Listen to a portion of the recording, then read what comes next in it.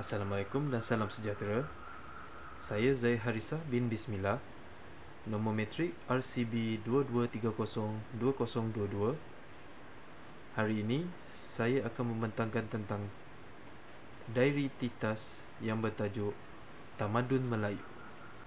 Sebagai pengenalan, saya akan menjelaskan tentang tamadun. Apa itu tamadun? Tamadun secara amnya merangkumi kemajuan dari segi intelektual, kebudayaan, kebendaan dan tingkah laku. Dari segi konsep, ia bermaksud peradaban, pembangunan dan kemajuan. Perkataan tamadun berasal daripada bahasa Arab iaitu mudun, madain dan madana yang bermaksud tinggi budi bahasa dan pembukaan bandar. Dalam bahasa Inggeris pula, ia disebut sebagai civilization. Perkataan ini berasal daripada perkataan Greek iaitu civitas yang bermaksud bandar. Seterusnya kita akan pergi ke tamadun Melayu. Tamadun Melayu ialah sebuah tamadun yang dikongsi bersama oleh bangsa Melayu yang datang dari pelbagai wilayah dan rumpun bahasa. Tamadun yang dibentuk oleh sekelompok manusia yang digolongkan secara luas sebagai sekumpulan orang-orang Melayu dan bertempat di suatu wilayah di Asia Tenggara.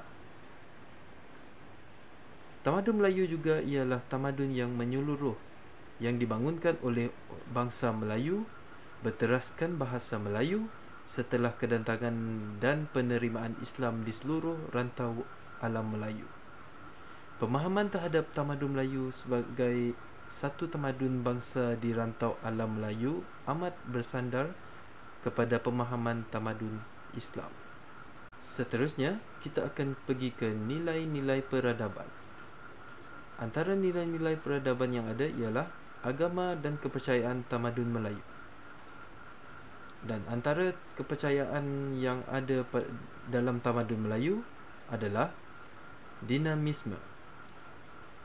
Dinamisme ialah berkait rapat dengan kepercayaan terhadap kekuatan yang juga dikenali sebagai mana atau semangat. Setiap benda dan makhluk dianggap mempunyai mana yang boleh mempengaruhi kehidupan seseorang. Kepercayaan ini muncul dari alam pemikiran masyarakatnya sendiri. Dengan melihat keberadaan pohon besar hingga gunung yang tinggi, pada akhirnya ia menimbulkan perasaan takut, kagum dan hormat di dalam pemikiran masyarakat. Campuran perasaan tersebut lahirkan penyembahan kepada benda-benda di alam yang lambat laun membentuk suatu sistem kepercayaan. Kepercayaan ini kemudiannya berkembang kerana rasa kebergantungan masyarakatnya terhadap kekuatan lain di luar dirinya. Hasilnya, mereka yakin bahawa kepercayaan dinamisme umumnya menggantungkan hidupnya pada benda-benda seperti api, batu, air, pohon atau binatang. Seterusnya ialah kepercayaan animisme. Animisme pula ialah kepercayaan pada makhluk-makhluk, objek-objek ataupun roh. Kepercayaan ini berkait rapat dengan suasana kehidupan masyarakat yang bergantung pada alam sekitar, muka bumi dan sebagainya untuk menggerakkan aktiviti pertanian yang menjadi sumber ekonomi mereka. Kepercayaan ini telah melahirkan suatu bentuk hubungan yang erat antara manusia dan persekitarannya. Di Nusantara, kepercayaan animisme ini juga wujud dalam bentuk kepercayaan pada penunggu atau puaka yang menghuni suatu tempat.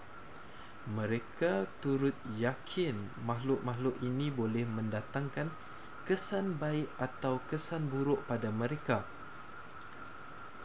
Ia juga telah membawa kepada amalan beragama iaitu pemujaan dan perhambaan diri kepada sesuatu dan yang dipercayai mempunyai kuasa yang mendatangkan kesan-kesan tertentu kepada si pemuja. Seterusnya ialah agama Hindu-Buddha. Agama Hindu-Buddha ialah salah satu bentuk kepercayaan yang datang dari pengaruh India ke alam Melayu. Hubungan antara alam Melayu dengan India telah terjalin sejak abad kedua Masihi lagi. Kerajaan-kerajaan seperti Majapahit, Sriwijaya dan lain-lain adalah kerajaan-kerajaan yang mendukung fahaman Hinduisme. Selepas kedatangan pengaruh Hindu, muncullah fahaman sinkretisme, iaitu percampuran antara agama Hindu-Buddha dengan unsur-unsur kepercayaan pribumi. Kesan dari proses sinkretisme ini jelas kelihatan dalam ciri-ciri agama Hindu Bali yang masih kekal hingga kini. Seterusnya ialah agama Islam. Kedatangan Islam nyata telah melakukan suatu perubahan dalam aspek kepercayaan dari alam tahyul dan khurafat.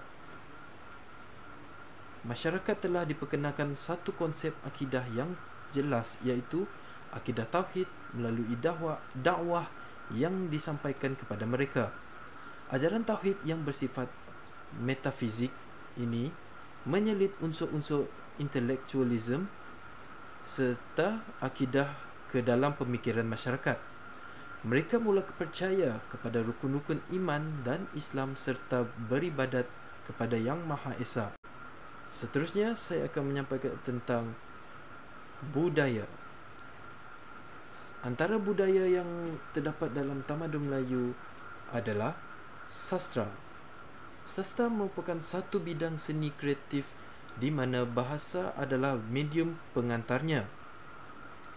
Ditandai dengan beberapa unsur khusus yang mampu membentuk tamadun dan peradaban sesuatu masyarakat selain memperlihatkan sikap dan pandangan pengarangnya.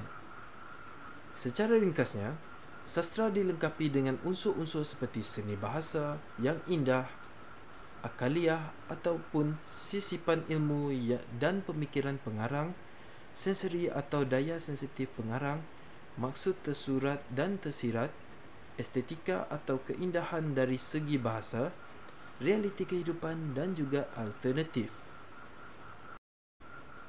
Sastra juga mempunyai seni bahasa yang indah dan tersusun. Diksi yang digunakan dapat memberi kesan penghayatan kepada pembaca. Adunan teknik-teknik yang sesuai dan ketetapan diksi menjadi sesebuah karya itu hidup dan bertenaga. Sebagai contoh sastra adalah cerpen, novel, pantun, sajak, puisi moden atau tradisional, gurindam, seloka dan sebagainya. Seterusnya kita akan ke seni muzik. Seni muzik ialah adat dan budaya masyarakat Melayu yang mempunyai unsur-unsur kesenian yang sangat tinggi nilainya. Setiap negeri di Malaysia mempunyai pelbagai jenis dan bentuk alat-alat muzik yang sering digunakan untuk memainkan pelbagai bentuk teater tradisi Melayu seperti wayang kulit, makyong, mek mulung, gamelan, kuda kepang dan sebagainya. Walaupun muzik dan peralatan-peralatan tradisional ini dilihat hanya digunakan ketika upacara-upacara rasmi seperti majlis kahwin, persandingan atau upacara melibatkan raja-raja, tidak dapat dinafikan melodi dan nada yang terhasil unik serta tidak mempunyai taranya ini dalam muzik-muzik moden. Antara contoh alat muzik tersebut ialah kompang, gendang, gong, gambus, rebana dan sebagainya. Seterusnya ialah seni silat. Seni silat ialah sejenis ilmu pertahankan diri dari bangsa Melayu yang diamalkan sejak dahulu kala. Silat ialah suatu seni bela diri di Asia Tenggara. Penemuan tinggalan sejarah di Candi Borobudur dan Candi Prambanan di Jawa membuktikan seni silat mula wujud di Kepulauan Melayu pada abad ke-8 Masihi. Seni silat ini dikatakan mempunyai kemuncaknya apabila terdapat penggunaan senjata. Antara senjata Melayu yang lama yang sering digunakan oleh pesilat ialah keris, badik, kerambit, parang, pedang, parang lading, tumbuk lada, tepi, tongkat, tembung dan sundang. Bagi silat yang tidak menggunakan senjata, pengajaran akan bertumpu kepada pertempuran tangan kosong. Seterusnya ialah ras dan keturunan dalam tamadun Melayu. Asal-usul keturunan Melayu ialah suatu perkara yang agak meluas kerana Melayu adalah suatu kaum yang datang dari pelbagai tempat kerana berlakunya penghijrahan. Namun, secara amnya terdapat beberapa teori mengenai asal-usul bangsa Melayu.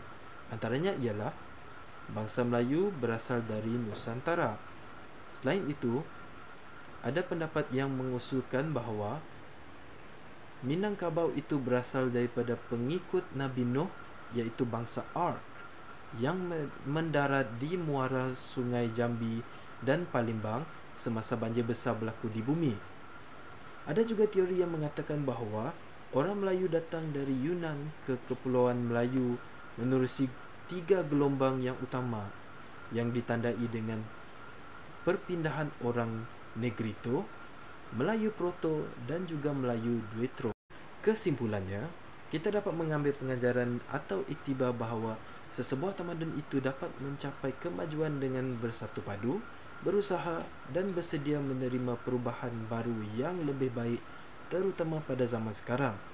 Namun, dalam usaha untuk mencapai kemajuan dan keharmonian tersebut, sudah semestinya akan ada cabaran yang perlu ditempuhi pada zaman sekarang, terutama dalam tamadun Melayu.